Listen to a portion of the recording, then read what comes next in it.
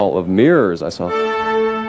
This is the CBS Evening News. Bob Schieffer sitting in tonight for Dan Rather. Good evening. The investigation of defense contractor fraud inside and outside the Pentagon grows wider and deeper by the day. Today, officials said it may involve people working for at least 60 defense contractors. Pentagon correspondent David Martin has our report. The Defense Department's Inspector General acknowledged today that the Pentagon bribery probe is bigger than any other investigation into defense fraud, including one recent case that resulted in 50 convictions. As I say, it's a much broader investigation. Geographically, but in terms of, we're not talking about the size. In number of people and so on, it's a larger investigation. Administration sources said the Justice Department has uncovered potentially incriminating evidence against about 100 people, most of them working for some 60 different defense contractors, either as employees or consultants.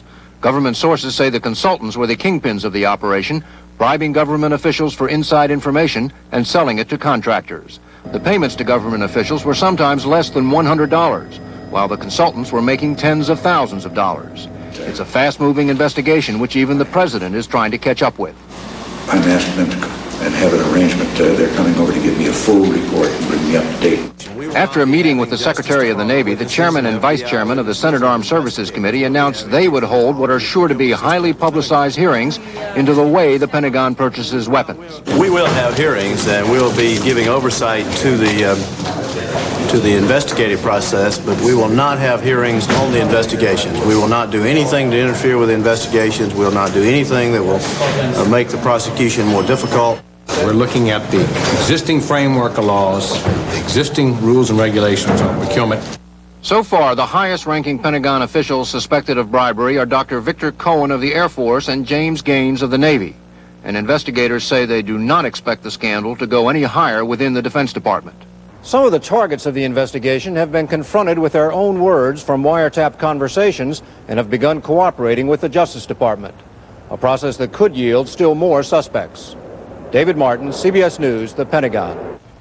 Also in Washington tonight, battle lines are being drawn over one of the hottest civil rights issues in years. A fight over whether a major U.S. Supreme Court ruling on civil rights will be reversed.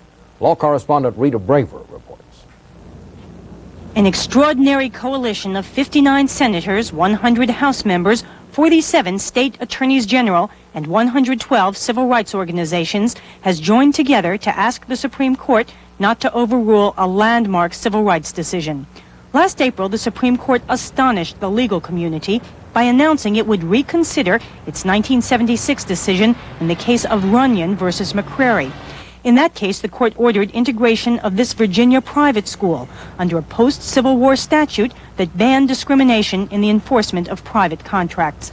The decision has been used to help minorities collect monetary damages in a wide variety of civil rights cases. Conservative Justices William Rehnquist and Byron White voted against the Runyon decision back in 1976. This year, they were joined by the 3 Reagan-appointed justices who wanted to rehear the case. There was fierce opposition from the court's more liberal wing, and their concerns are now echoed by civil rights advocates. I think the American people are proud of the progress that we've made on civil rights. I don't think that they want to refight old battles. I think they want to face the challenges for the future. And this court apparently is saying, with a different membership, we're going back to square one. The case has even provoked disagreement within the Justice Department. Sources there say Attorney General Edwin Meese wanted to ask the court to overturn the Runyon case, but went along with his Solicitor General, who for legal reasons opted to stay out of the case entirely. Conservative groups are fuming. This is a one rare opportunity where the Solicitor General's office should file a brief, and they're throwing in the towel. As for whether any of this will have an impact on the justices, no one knows for sure. But sometimes in the past, they have been influenced by arguments from those not directly involved in the case. Rita Braver, CBS News, Washington. Michael Dukakis did something today in Massachusetts that is certain to be a presidential campaign issue. He raised taxes. He signed a $40 million state cigarette tax and said he supported raising another $75 million by bringing the state tax code in line with federal tax changes. Dukakis brushed off suggestions that this could hurt him in the polls. We'll do whatever is necessary, thoughtfully and responsibly, to make sure that we have balanced budgets in the state, and I hope, if all goes well, that I can bring some of that same spirit to Washington in January and do the same thing. Agriculture Secretary Richard Ling briefed President Reagan and Vice President Bush on the drought today. Ling says the president expressed serious concern about what he heard, but concluded it is too early for emergency relief measures. Earlier, the secretary did pledge some help to the governors of hard-hit Midwestern states. Our coverage of the drought begins tonight with Gary Reeves. Governors from 10 states met in Chicago today to talk about the weather and to try to get the federal government to do something about it. This is a very serious condition, and one that reaches all across the state of Ohio as it does across most of the country. Agriculture Secretary Richard Ling told the governors it is too early to know what Congress will do, but he did promise expanded loans for farmers. We'll need a little bit of time to fully evaluate what the losses are. Ling also announced a national drought hotline for farmers, but his lack of specifics left governors wondering what help to expect and when. I am dissatisfied that Secretary Ling was not able to stay around and answer some questions. More than 1,200 counties have been declared disaster areas. In Minnesota's rich Elk River Valley, low water levels have forced farmers to stop irrigating their crops. And in a Chicago suburb, a dry well has left Ruth Bailey's family hauling its own water for the past month. I tell everyone, you don't miss the water till the well goes dry. That's an old saying. For Illinois Governor Jim Thompson, the priority is to get barge traffic on the drought-stricken rivers moving again. He offered a controversial plan to divert Lake Michigan water into the Mississippi. Speaking as one Great Lakes governor, I think this is a step that has to be taken on behalf of the nation's entire waterborne commerce, on behalf of the nation's farmers. Right now, the greatest threat is to livestock because so much of the nation's grazing land has been parched. But last night's scattered showers were small, helping few farmers. The critical need is for rain, and that is not something that state governments have figured out how to do very well. These showers and thunderstorms, although they're very helpful in the areas that they fall in, have not been very beneficial for a large area. The extended outlook is for 10 more days of hot and dry weather, forcing Kansas farmers to rush the wheat harvest. Most other farmers just wait and hope the forecast is wrong. Gary Reeves, CBS News, Chicago. As the sun rises over the Mississippi, the skipper of the Bronwyn Brent struggles to avoid dangerous new sandbars as he navigates the shallow channel. A lot of delays, a lot of places just one-way traffic. You can't meet anybody. Traffic on this major transportation artery has been slowed to a crawl. The Bronwyn normally makes its trip upriver in a week. It's taken us close to 2 weeks now. We hadn't got to St. Louis yet. Several thousand barges are now lining the edges of the river, unable to make the trip as barge operators lighten their loads to make sharp turns and avoid the shallow bottoms. Dozens of barges have been damaged after hitting submerged sandbars, ruining tons of grain. I don't think the public really realizes how serious it is. There has been a dramatic drop in the water flowing down the Mississippi. The river hit an all-time low this week, only a quarter of its normal flow. In the past 2 weeks, the river has been closed at 6 spots between St. Louis and Greenville, Mississippi. It's having a major economic impact on the nation. Future pricing of transportation, mainly barge freight on the river system, has escalated dramatically just in the last month. The economic impact is rippling beyond the river. Already, the big power companies in Florida are seeking new ways to get coal needed to generate electricity. Farmers are not able to send as much grain to the export market at the huge port in New Orleans. So it's going to impact the basic cost of food here, not only in the U.S. but in the world. We're trying to dig a new channel through here right now. The Army Corps of Engineers is dredging around the clock, trying to open nearly 30 shallow spots. These waterways will be kept open, and that there is enough dredging capacity here. But the forecasters say unless water is diverted from Lake Michigan, it will be a case of Old Man River just barely rolling along, turning portions of the mighty river into huge sandy beaches. Bruce Hall, CBS News, Atlanta. The Senate Committee on Aging held hearings today on enforcing laws against age discrimination in the workplace. In spite of those laws, a growing number of older workers claim that they're the first to go when layoffs hit. Business correspondent Ray Brady has more on the story. These days, Diane Manavosian's only job is sorting through a mounting pile of personal bills. 43 years with Jordan Marsh, a top buyer for the Old Line department store. She says she was fired for getting old. Plain and simple, I was replaced by a younger person. Jim Petrus claims that too. 29 years at the store, worked his way up from stock boy to a top distribution manager. I used to spend there 14, 15 hours a day. I used to see Jordans more, and I used to see my wife and my kid. Since 1981, age discrimination complaints to the Equal Employment Opportunity Commission have nearly doubled. For more and more Americans, gray hair brings pink slips. One reason, retailing and other industries were hit by a wave of mergers and acquisitions in the 1980s. But mergers cost money, and to pay them off, companies cut people. Often, the people who've been with them the longest.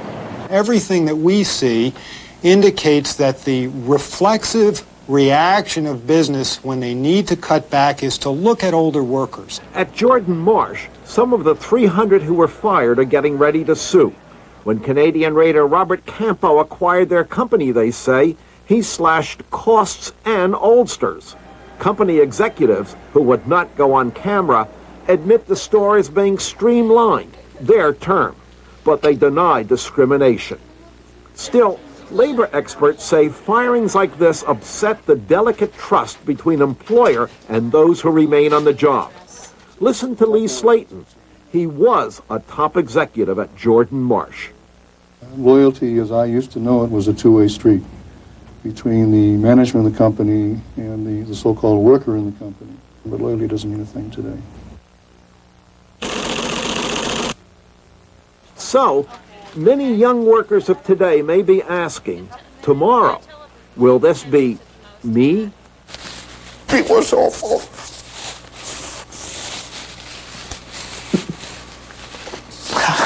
I hope I never see it again. Ray Brady, CBS News, New York. And still to come on the CBS Evening News, Terry Drinkwater on the Army plan to send deadly viruses through the mails, and Tom Fenton on the effect of British thirst on British manners.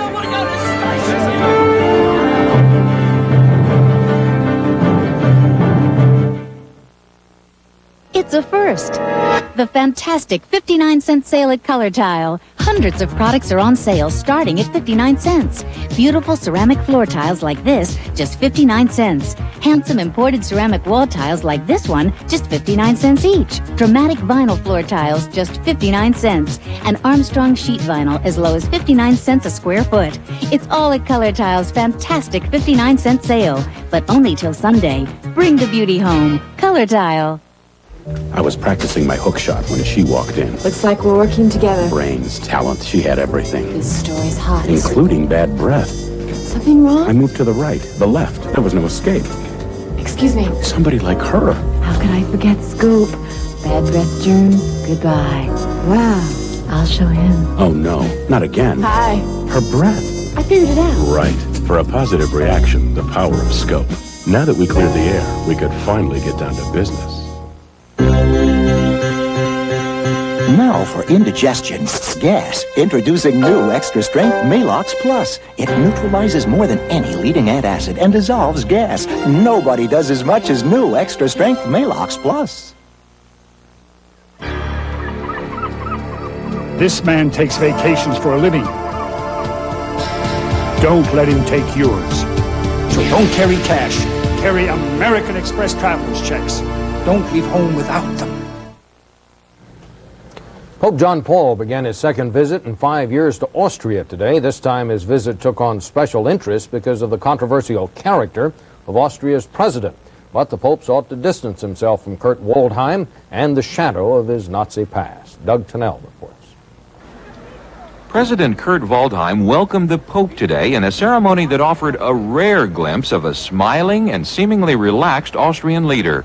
Waldheim's critics have been unable to make allegations of war crimes stick, and so, after 2 years, Austria has grown weary of the scandal. Outrage has faded into resignation.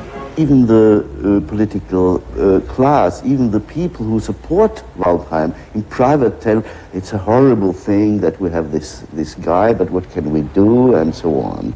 What the Vatican's planners have done is keep contacts with Waldheim to a polite minimum. The Pope asked Austrians to be mindful of their wartime history tonight, and his advance men have arranged a visit to the former concentration camp at Mauthausen tomorrow. The Pope pointedly refused Waldheim's offer to escort him. The Pope wouldn't have been going to Mauthausen if the question of Waldheim wouldn't have been here. Yeah? So that's a response of the Pope to the critics that he was meeting Waldheim. The only other high-ranking Western visitors to Waldheim's Austria so far were part of a delegation from the tiny Principality of Liechtenstein. This papal visit has revived some memories of dark days here in Vienna, days that both the Austrian state and the Austrian church would probably rather forget.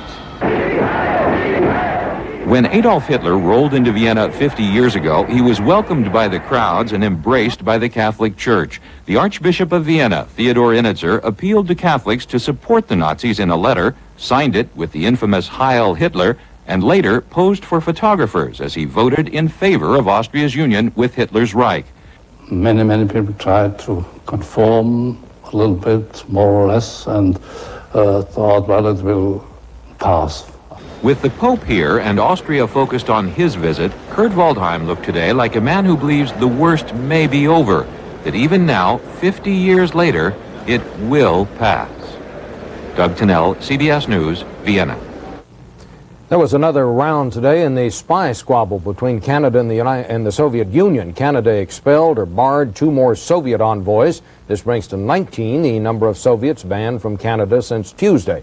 The Soviets have retaliated by barring or expelling 5 Canadians, and the Soviets say they will retaliate again for today's action. Heavy rain triggered devastating landslides in Turkey today. As many as 150 people are feared dead. The landslides took a major toll in a village not far from the Black Sea. Among the many victims, apparently, are passengers from a stranded bus who took refuge in a coffee house that was buried.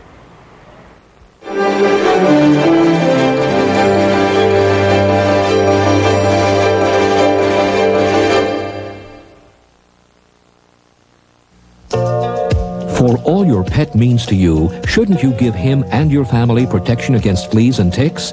You can with the 2-in-1 flea and tick collar from Hearts, the collar that's been protecting your pet for years. And the Hearts 2-in-1 collar kills fleas and ticks on your dog or cat for up to 5 months. It even works when wet. So get the collar that really works, because no pet should go anywhere without Hearts protection.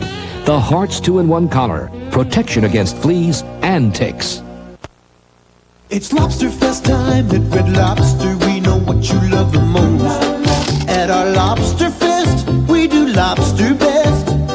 No one else even comes close. From $8.95, kids just 99 cents. Have a tempting lobster trio, Mornay, if you're in the mood. La, la, la. Our tails are the best at our Lobster Fest. We know how you love seafood. Now Friday, Saturday, and Sunday, lobster and shrimp trio just $11.95.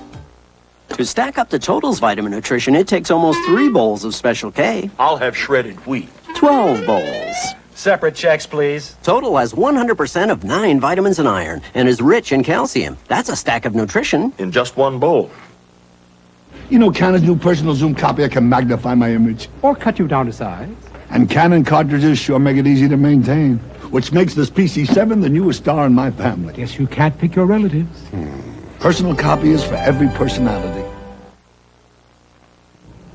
The White House today put out a glowing economic forecast for the rest of this election year. It predicts no increase in the inflation rate, only a slight rise in interest rates, no recession, and stronger than anticipated economic growth. Growth was strong in the first quarter of the year, though not as strong as first reported. In a revised estimate today, the Commerce Department said the gross national product grew 3.6%. A new Army proposal to ship some of the most deadly substances on Earth through the U.S. mails has the Post Office so worried that tomorrow postal authorities will unveil their own plan to block the Army, a plan that could include overhauling rules on what can and can't be mailed. Terry Drinkwater has a report tonight on what the controversy is about. Dugway on the Utah desert is where the military tests the most deadly of viruses. Experiments are conducted with strict safeguards in high-security labs so the toxins can't escape. But now, as part of an expanded research program, the Army plans to ship the toxins all over the country using the United States mail. Many of the packages would be to and from facilities in California, so authorities believe the potential danger to the public here would be particularly great. We're talking here about materials that could be used in germ warfare. It's a deadly kind of situation. Containers of toxins would be handled in the mails just like any other package. What if one should be accidentally crushed, releasing deadly toxins? Non-lethal toxins are frightening enough. This post office had to be evacuated when a package of chemicals was ruptured and spilled. Every day there's some sort of spill or some sort of exposure. What we're afraid of is not knowing what is in that package. We think it's ridiculous that the Army would even be considering this. The Army insists there's no danger. The toxins would be double sealed, triple wrapped, and in special containers, even more elaborate than these, in which blood for AIDS testing is now routinely mailed. No postal workers have contracted AIDS from handling even badly damaged blood sample packages. What are the post office standards? What's illegal to send through the mail? Anything which, if it touches you, it can kill you. The post office is studying the Army's plan, which includes labels like these with danger warnings on each package. Meanwhile, critics worry.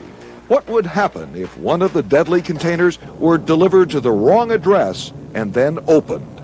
Terry Drinkwater, CBS News, San Francisco. And a postscript, the Army told CBS News tonight it hasn't used and now does not intend to use the U.S. mail for toxic shipments. The 4-month-old strike by TV and movie writers will continue. The Writers Guild of America announced tonight that its members have rejected the latest contract offered by producers by a 3-to-1 margin. The strike has already cost the industry millions of dollars, put thousands of people out of work, and has disrupted production for the fall TV season. And now, I'd like to present for you a young fellow who's been my singing star for years and years and years, Dennis Day. Singer Dennis Day has died in Los Angeles after a long battle with Lou Gehrig's disease. Day and his familiar Irish tenor were fixtures on the Jack Benny Show for a quarter of a century, first on radio, then on television. Dennis Day was 71.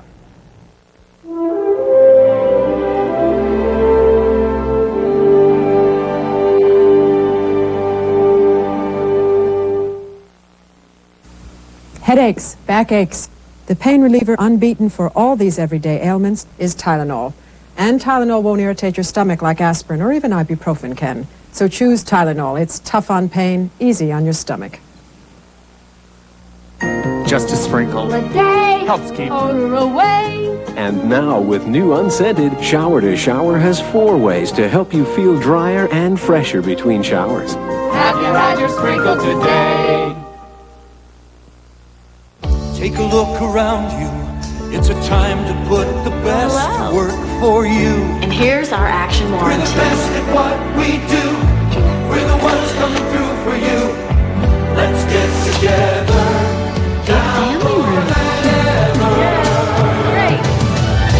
Come with us. We love the place. Bye. Put your trust in #1. What a team. 21. Morning, ladies. Morning. Like to see how your cereals stack up to Total? Lovely idea. To get the vitamins in 1 bowl of Total, it takes almost 3 bowls of Special K. Pass the old brand, Gloria. Takes 4 bowls of that. That's why I like shredded wheat. Then you'll have to eat 12 bowls. You better loosen your girdle, Margaret. Total has 100% of 9 vitamins and iron and is rich in calcium. I've always preferred Total. Total, a stack of nutrition in just 1 bowl. In a highly unusual step, the English city of Coventry is proposing to ban the drinking of alcoholic beverages in public places. If passed, it would be the first such law in England, and it could come at a time when the British reputation for reserve is being challenged by a reputation for rowdiness. Tom Fenton reports. The famous images of English elegance are still to be found in this tiny island. But a new aspect of British life is becoming apparent. Charm and gentility are giving way to alcohol and violence. Scenes like this are becoming commonplace wherever the British are to be found. Mobs of drunken youths rampaged through the streets of Germany recently when English fans traveled to the European Soccer Championships. I don't want to go to the station. There was destruction of property on a massive scale, attacks on passers-by, and hundreds of arrests. Police searches came up with the usual culprit, alcohol. All over the country, when crowds spill out of pubs at government-regulated closing times, the fighting starts, and so do the arrests. The normally peaceful city of Coventry has become a no-go area, with drunken violence and destruction a nightly event. It's not fisticuffs anymore, it's glasses and it's knives, and it's here. The government is desperately looking for reasons and solutions and says it wants to make alcohol harder to get. We can't ignore the link between alcohol abuse and crime and disorders. The death toll from drunk driving on Britain's roads is growing, and pedestrian death and injury are reaching epidemic proportions. The guy had shot the lights and, well, they said he had been drinking. This week, alcohol and violence found their way onto the peaceful plain of Salisbury. As Druids celebrated the summer solstice at Stonehenge, hundreds of half-smashed hippies fought with police. The irony of it all is that sometime next month, England's well-known tightly restricted drinking hours will be changed. Parliament, after years of debate, has voted to allow the English to drink all day long. Tom Fenton, CBS News, London. And one final note, as part of our ongoing coverage of New York Yankee manager Billy Martin's career, the news tonight is that Billy's been fired again. Martin has now been the Yankee manager 5 times. The Yankees have fired him 4 times, and he quit once. He'll be replaced by Lou Piniella, who had the job when Martin took over last year. That's the news. Bob Schieffer sitting in tonight for Dan Rather. Good night. I tell you, he's gotten goofy. I like your dad. Dad? He thinks he's my brother. Last night we were shooting hoops at 10 o'clock. So? Marty, this is the same man who'd never lift his nose out of a newspaper. Now we listen to Z-Rock on the radio. What is this? The right vitamin nutrition and a balanced diet helps people get more out of life. Some are finding Kellogg's Product 19, 100% of 12 vitamins and minerals. I just wish he'd act his age, like your dad. Feel like 19 again. What harm can a little water do? The damaging effects of water and time have always been wood's enemy. Introducing new Rust-Oleum Wood Saver Paint. A special wood formula with Teflon for twice the moisture protection of ordinary paint. So if it's going to get wet, get Rust-Oleum. It's a first. Color Tile's fantastic 59-cent sale. Ceramic floor tiles, wall tiles, vinyl tiles, sheet vinyls, starting as low as 59 cents. Color Tile's fantastic 59-cent sale now till Sunday. Bring the beauty home. Color Tile. If you think you've heard all there is about aspirin, think again. Today, there's an even better aspirin formula, Anacin. Clinical tests show that Anacin relieves headache pain better than regular strength aspirin. Anacin, a better aspirin formula.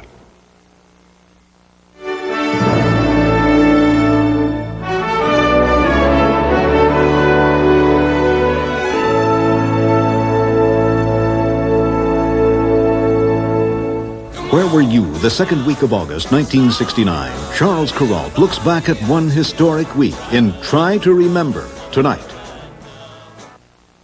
This is CBS. Coming up on Eyewitness News, a train derailment sends a toxic cloud over parts of western Kentucky. We will have a series of reports. And the heat wave has everyone looking for some relief. Those stories and more after this. He's been in the business since the age of 2, and you'll see how far Ron Howard's come on the next Entertainment Tonight. Since Richie Cunningham's Happy Days, he's made quite a splash as a big-time director. What's his secret? And how did Hollywood's Mr. Nice Guy handle the hardcore pressures on the set of the spectacular Willow? Plus, how did these hot-headed TV